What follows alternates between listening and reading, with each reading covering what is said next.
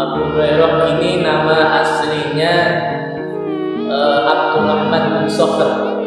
Jadi nama asli dari Abu Hurairah ini adalah Abdurrahman bin Sakhr. Beliau ini adalah salah satu sahabat Rasulullah yang paling banyak meriwayatkan hadis, sekitar 5.000 hadis lebih. Bahkan sekelas istrinya beliau, istrinya Rasulullah, Aisyah, itu masih kalah dalam meriwayatkan hadis. Kalau Aisyah itu kisaran 2.000 sampai 3.000. Tapi kalau Abu Hurairah itu 5.000 lebih, Bapak Ibu. Kenapa kok Abu Hurairah ini paling banyak meriwayatkan hadis ini? Karena Abu Hurairah ini setiap waktu, setiap saat itu mulazamah dengan Rasulullah.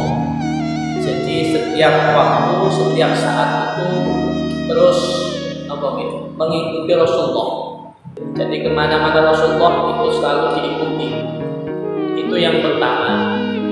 Kemudian yang kedua, setiap pengajiannya Rasulullah, setiap halaqahnya Rasulullah, itu Abu Hurairah senantiasa hadir. Senantiasa hadir. Makanya kalau kita ingin memahami sesuatu ilmu kepada guru kita ataupun ustaz kita yang sakit terus mengikuti. Jadi Abu Hurairah ini nama asalnya adalah Abdurrahman bin Sakhr.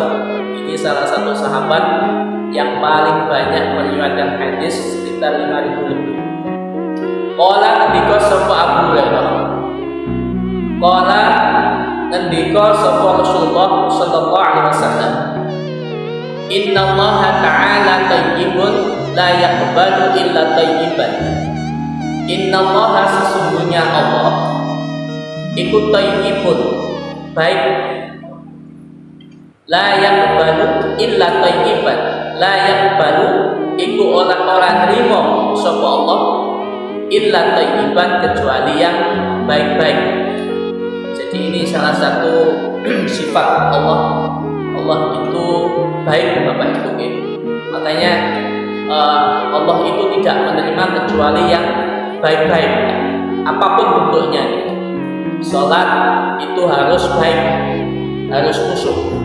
Kalau kita ingin sholatnya diterima, berarti harus persiapan atau mempersiapkan diri, mempersiapkan segala sesuatunya untuk menghadap Allah. Mulai dari misalnya mandi, pakai pakaian yang baik, kemudian niat, kemudian melaksanakan sholat. Sehingga apa? Sehingga ketika kita mempersiapkan diri, maka sholat kita ini bisa kita laksanakan dengan maksimal. Sehingga apa? Ketika sudah maksimal, maka nanti akan diterima oleh Allah Subhanahu wa Ta'ala. Puasa juga seperti itu, gitu. Puasa juga seperti itu.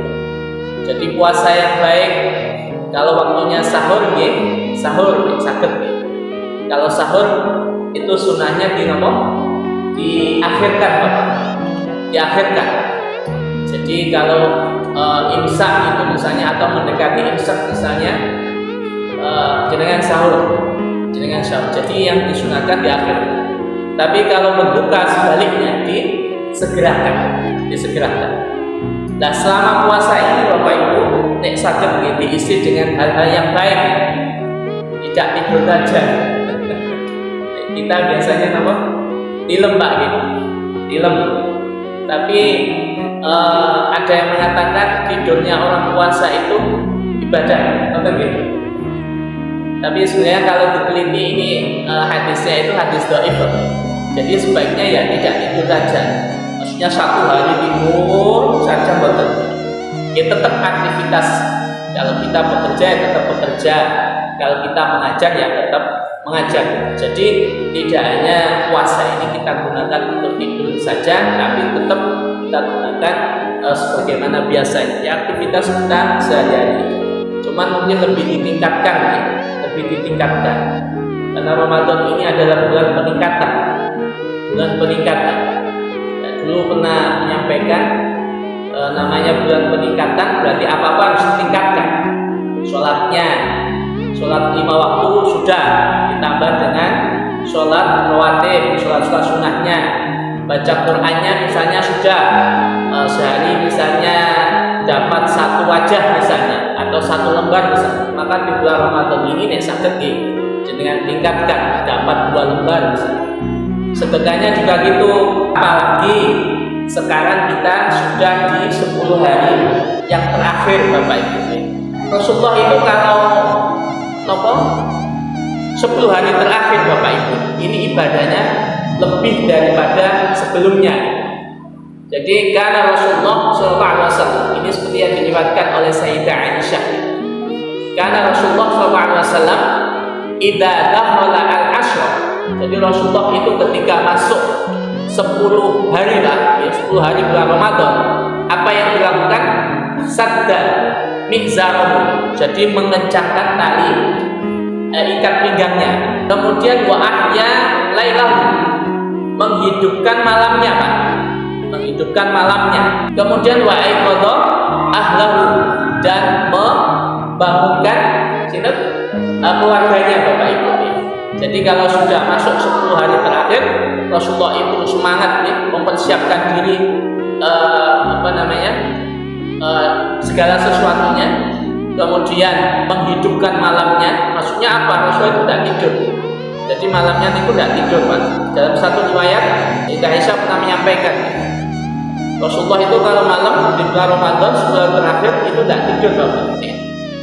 Dan beliau tidak hanya beliau saja, tapi juga membangunkan keluarganya, istrinya, putra putrinya Pak. Ya, sama dengan kita, sakit putra putri kita diajak untuk untuk sholat isya dan tarawih misalnya, atau kemudian mengajak tadarusan misalnya, seperti itu dalam rangka menyambut 10 hari di akhir dari bulan Ramadan. Loh, kenapa kok ini ditingkatkan oleh Rasulullah? Ternyata ada rahasianya Bapak. Apa itu? Dalam satu riwayat Lailatul Qadar, jangan kepingin dapat itu munculnya wallahu alam tapi dalam riwayat itu 10 hari terakhir Pak.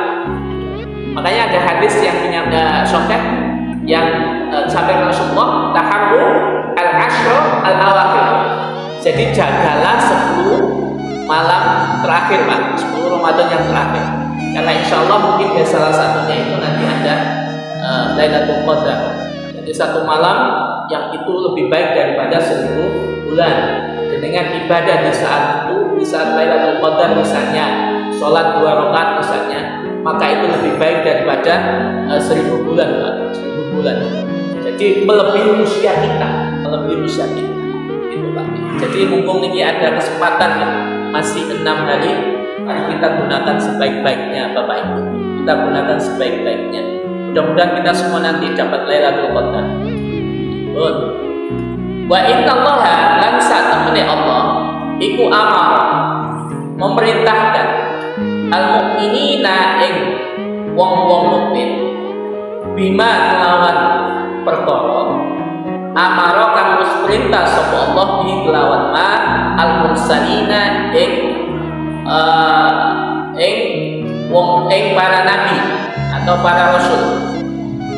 Faqala, kemudian Rasulullah membaca sapa Allah sapa Rasulullah sallallahu alaihi wasallam, ya ayyuhar rusulu kulu minat thayyibati wa'malu sholihan.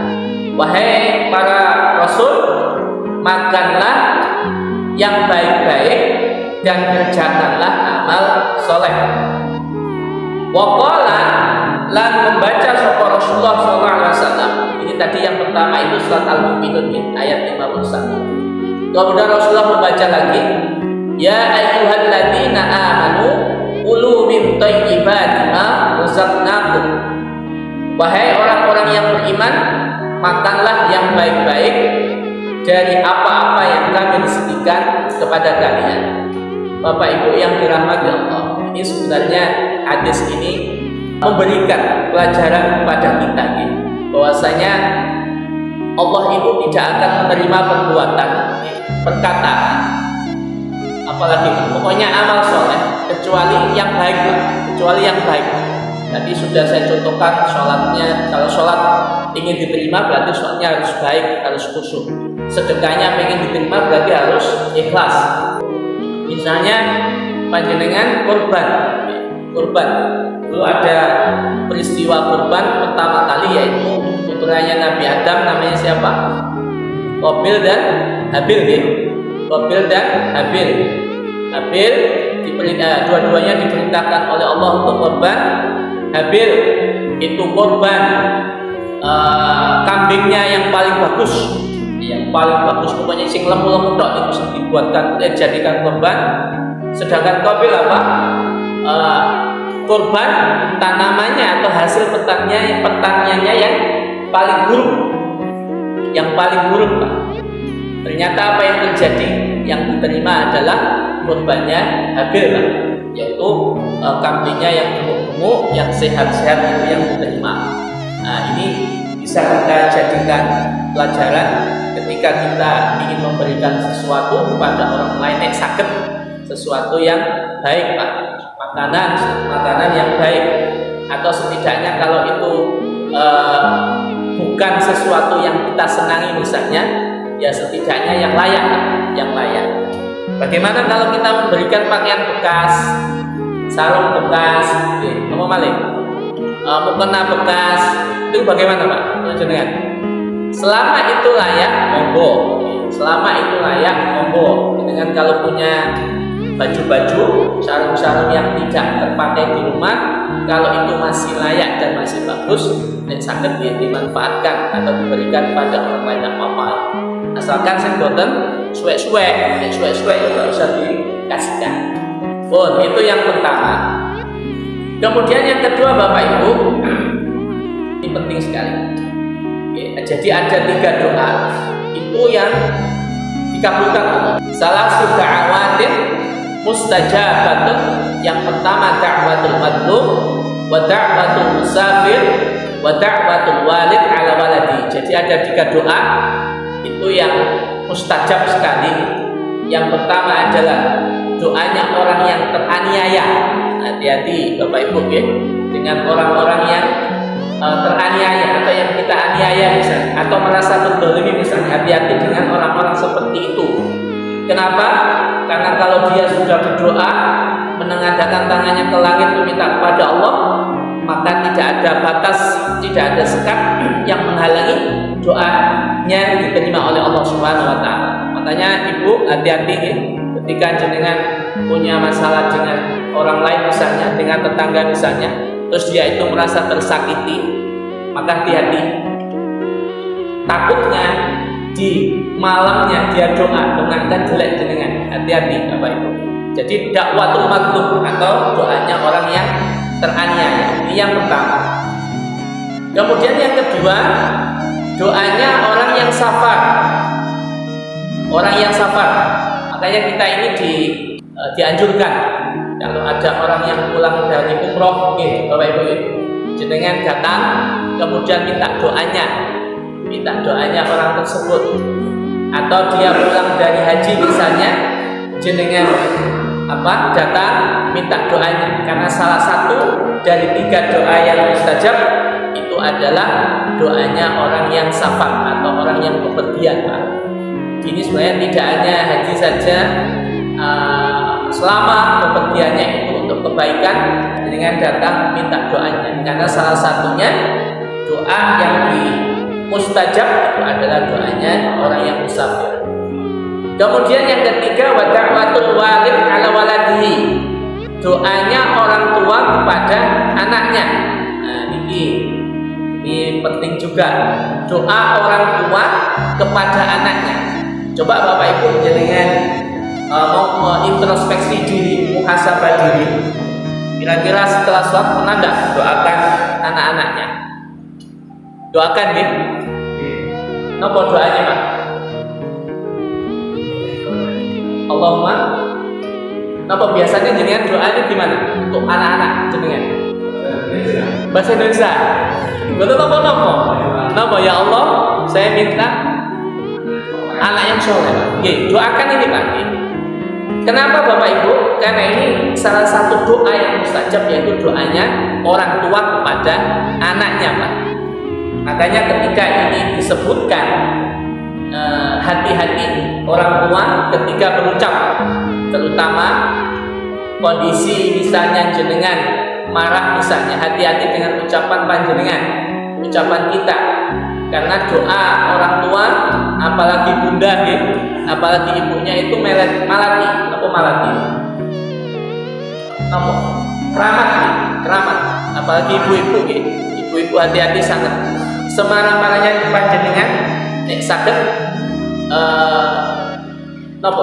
tidak di hadapan anak, takutnya ada kata-kata atau kalimat yang itu akan keluar dari mulut panjenengan yang kurang baik, sehingga sehingga berakibat fatal kepada anak-anak kita. Ada kisah dulu di Saudi itu ada orang tua yang saking marahnya luar biasa kepada anaknya, terus mendoakan anaknya, saya doakan kepalamu pecah gitu Pak, kepalamu pecah.